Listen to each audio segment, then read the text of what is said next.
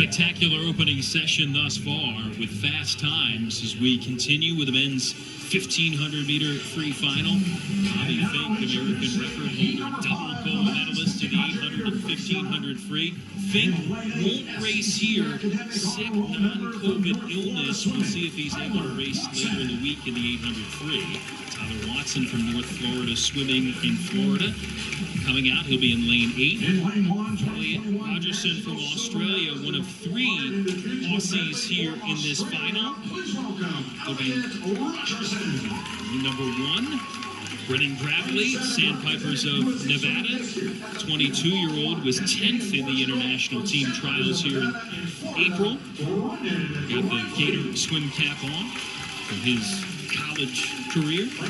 Matthew Galea, another Aussie, the 20-year-old, will be in lane number 2. Matthew Chai from Fast Swim Team here in California, 5th at the international team trials. Great result for the rising 18-year-old. Alec Mander, another Australian. These Aussies, part of the World University Games squad for the Australians, and that event not happening this year and postponed, so they've come here to get some swims in. Will Cowan, Wolfpack Elite, 6th at the Olympic trials last summer, and this summer, same result, 6th at the international team trials. He'll be in lane 5. And David Johnston coming out in the Longhorn shirt, swim team of California. For him, 20-year-old, oh so close at the international team trials rally. 3rd in the 1,500 and the 800. Will come in here with the best time. Gallant was real close too. And again, his pedigree from North Carolina State with that runner-up finish in the mile at the NCAAs this spring.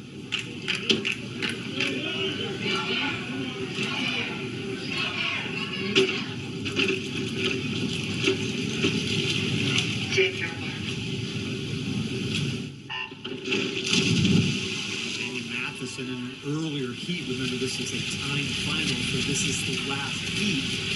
Top seeded swimmers coming into this race. No prelims and finals. Matheson, the young 19-year-old, went 10 seconds faster than he's ever been. 15:19. Not sure that's going to hold up for the win, but certainly a time that will most likely move him into the top 8. Johnston jumping out to the early advantage. Watson there in second out in lane number 8. Rowdy, who mentioned Bobby Finke and his dramatics in Tokyo, charging from behind. We wondered, some of the other top competitors, how would they deal with him always kind of coming off the pace? When we found out in Hungary how you deal with it, you just build a really big lead and hope to hang on, and that worked out at Worlds for Gregorio Functionary of Italy. Yeah, and Jason, you and I had a lot of fun calling those World Championships, and I think about great races. I mean, certainly you have to think about Milak's world record. It wasn't a race, but that world record race was pretty outstanding. But from a pure racing standpoint, I would take the 1,500 men's 1,500. It was shook out from the outside lane, barely qualifying. Way out there in lane 8. The Italian went out so fast, and you're right, even Bobby Finke couldn't catch him. He won the race by 4 seconds. Finke went by Velbrock at the end to grab silver and broke the American record as well. But what a great race. I think the top 3 finishers all finished as top 3 performers in history. 3 of the top 6 performers in history. It's pretty cool.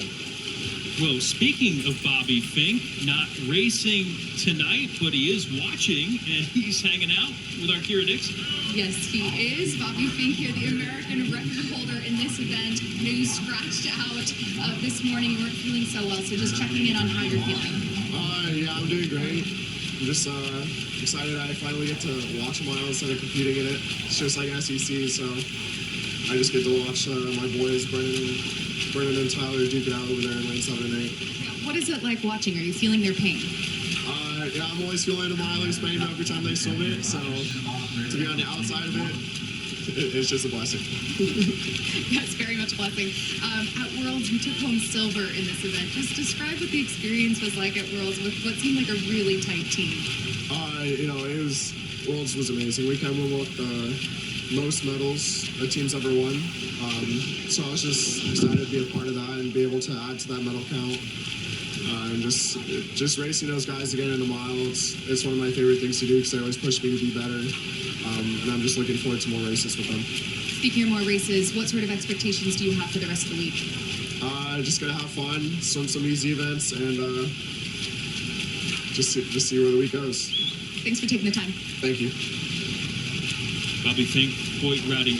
When he comes from off the pace, he makes it look easy, but again, the ability, again, to stalk a race like he seems to do and not panic and pull it out more often than not, that's a remarkable skill. I think we talked about it in Budapest where we said you've been Finked. We talked about you've been Lizak for so many years, and now you've been Finked. And so, yeah, it was outstanding. Watch him win gold in the 800 by doing the same thing.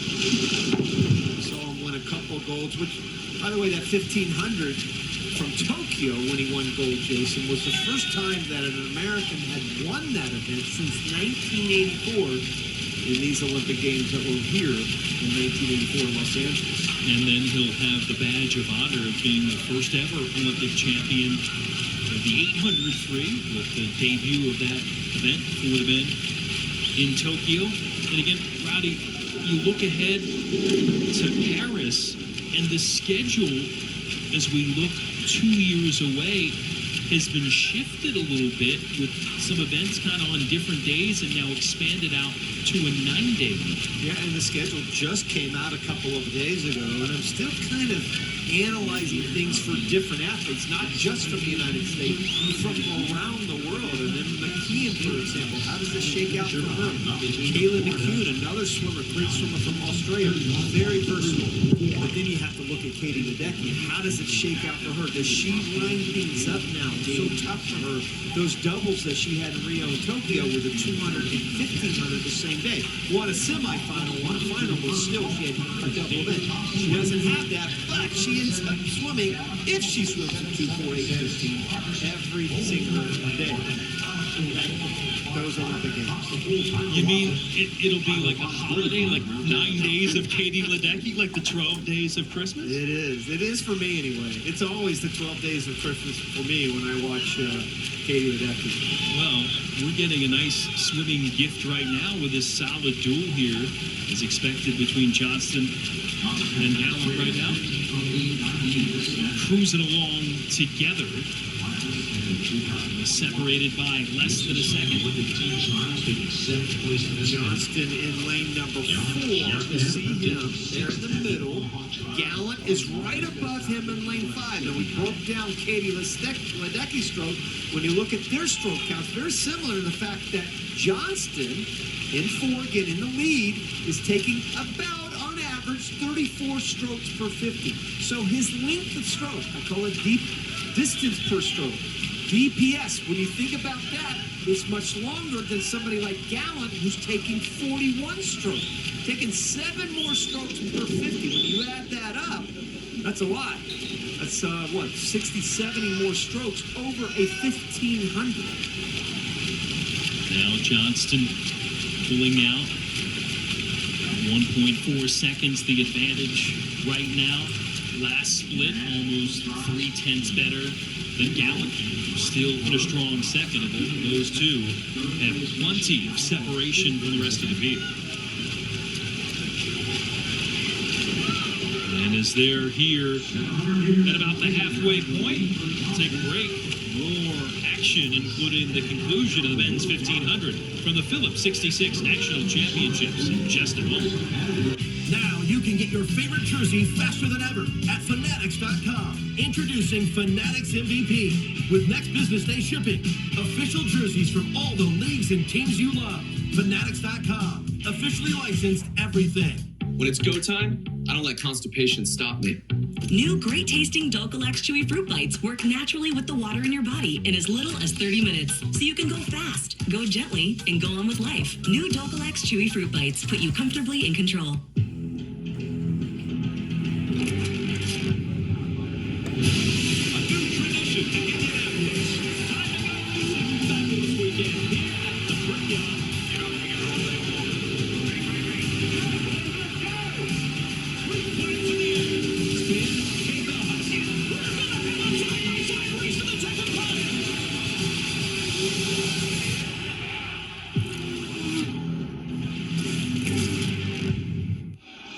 This August on NBC USA and Peacock, it's more than a club crest.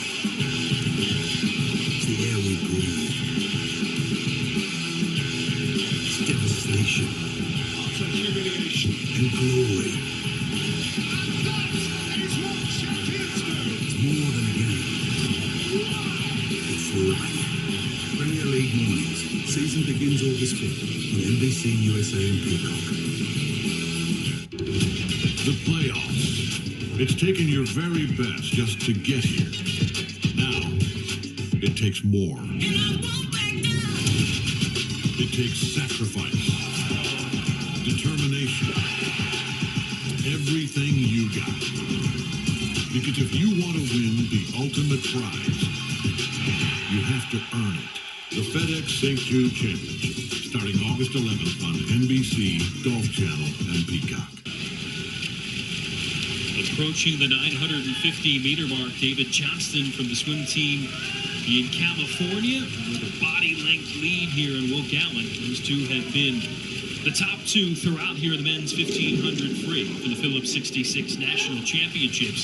And the lead stretched out now to almost 2 seconds for the man that ran third in the 1500 and the 800 at the International Team Trial. Yeah, been pretty consistent throughout with his 50 splits, 30.0 to 30.2. After that first 400, he was 757.4 at the 800. That was during the break. He flipped at 757.4. Gallant about 2 seconds back. I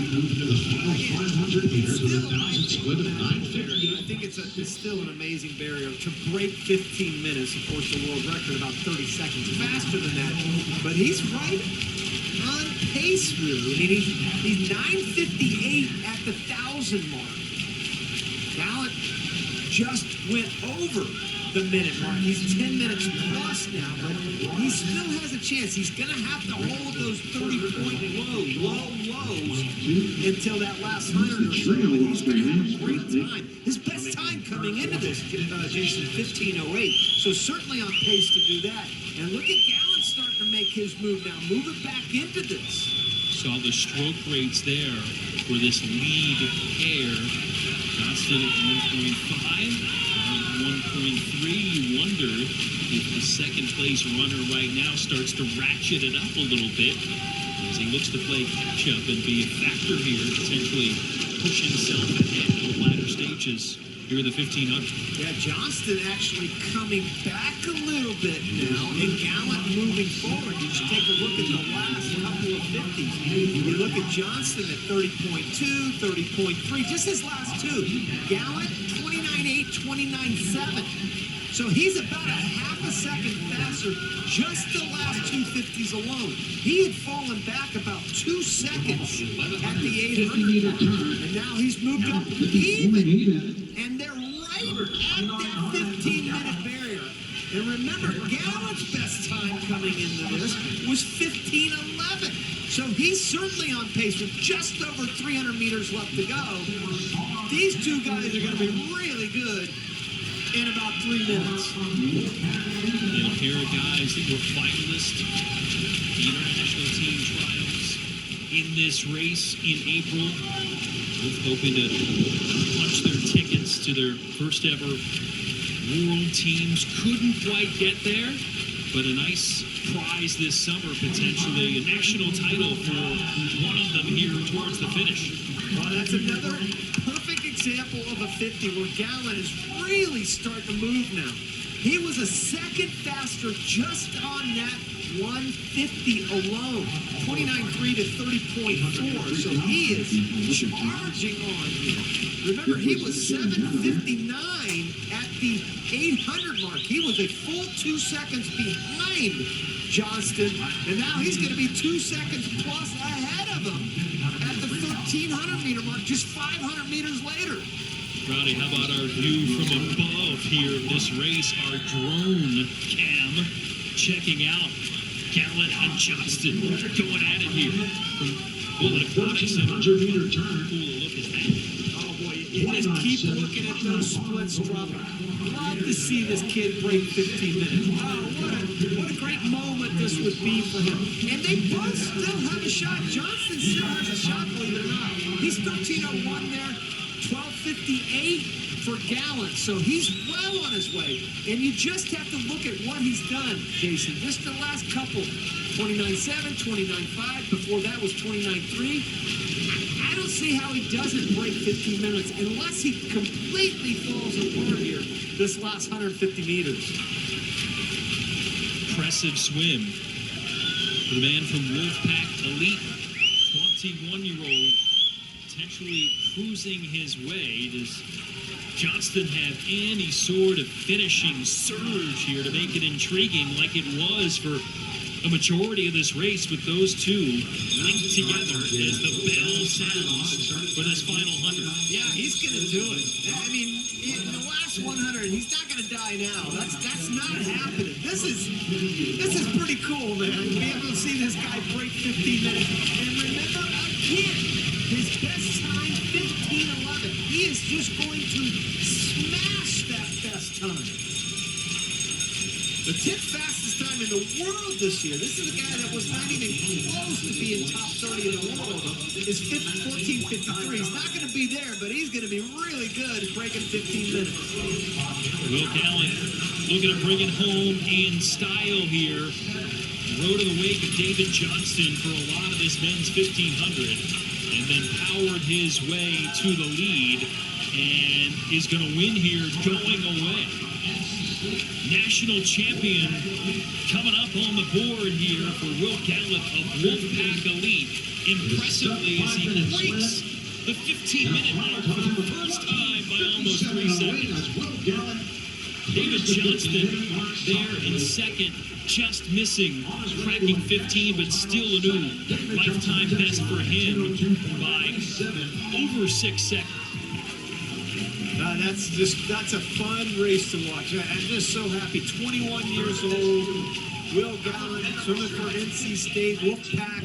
Braden Holloway doing such a fine job. We talked about Tommy DeSordo and Virginia, the ACC cranking out great swimmers, both from a speed standpoint and now a distance standpoint.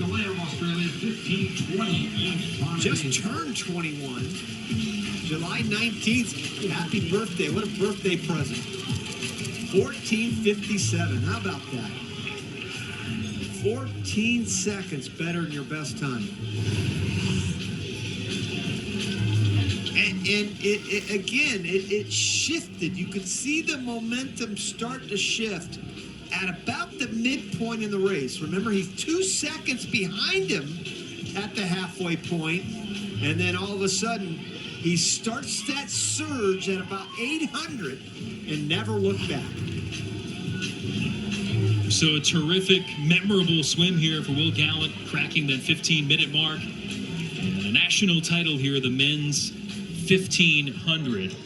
We'll hear from him if you join us for continuing coverage coming up on USASwimming.org with more action from some of the over 600 athletes here at this meet coming at USASwimming.org. We'll be back again tomorrow for day 2 of the Phillips 66 National Championships. Our coverage starts 8 p.m. Eastern, 5 p.m. Pacific, right here on Olympic Chapel. For Kira Dixon, Rowdy Gaines, our entire NBC Sports crew, this is Jason Knapp saying so long from Irvine as the Phillips 66 National Championships. Here's to the